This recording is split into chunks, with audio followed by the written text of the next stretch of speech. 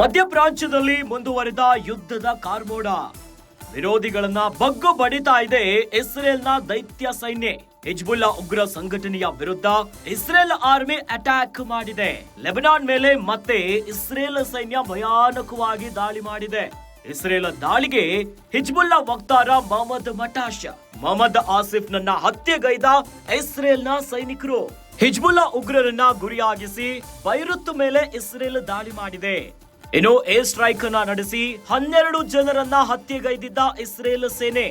ಅದಕ್ಕೂ ಮುನ್ನ ಇಸ್ರೇಲ್ ಮೇಲೆ ದಾಳಿಯನ್ನ ನಡೆಸಿದ್ದ ಹಿಜ್ಬುಲ್ಲಾ ಉಗ್ರರು ಇಸ್ರೇಲ್ನ ಹೈಫಾ ನಗರವನ್ನ ಗುರಿಯಾಗಿಸಿಕೊಂಡು 100 ರಾಕೆಟ್ಗಳಿಂದ ದಾಳಿ ಮಾಡಲಾಗಿದೆ.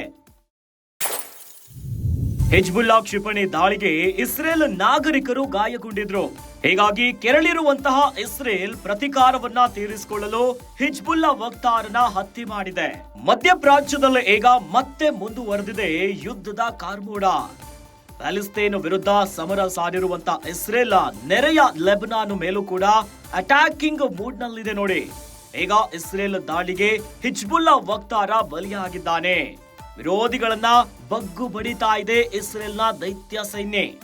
ಇನ್ನು ಹಿಜ್ಬುಲ್ಲಾ ಉಗ್ರ ಸಂಘಟನೆಯ ವಿರುದ್ಧ ಇಸ್ರೇಲ್ ಆರ್ಮಿ ಅಟ್ಯಾಕ್ ಮಾಡಿದೆ. ಲೆಬನಾನ್ ಮೇಲೆ ಮತ್ತೆ ಇಸ್ರೇಲ್ ಸೈನ್ಯ ಭಯಾನಕವಾಗಿ ದಾಳಿ ಮಾಡಿದೆ. ಇಸ್ರೇಲ್ ದಾಳಿಗೆ ಹಿಜ್ಬುಲ್ಲಾ ವಕ್ತಾರ ಮೊಹಮ್ಮದ್ ಆಗಿದ್ದಾರೆ.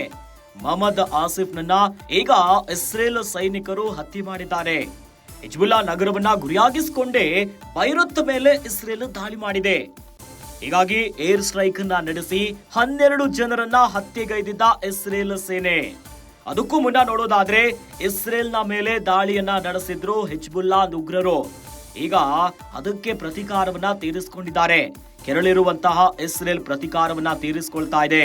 ಹಿಜ್ಬುಲ್ಲಾ ವಕ್ತಾರನನ್ನ ಹತ್ಯೆ ಮಾಡಿ ಅಟ್ಯಾಕ್ ಮೂಡಲಿದೆ.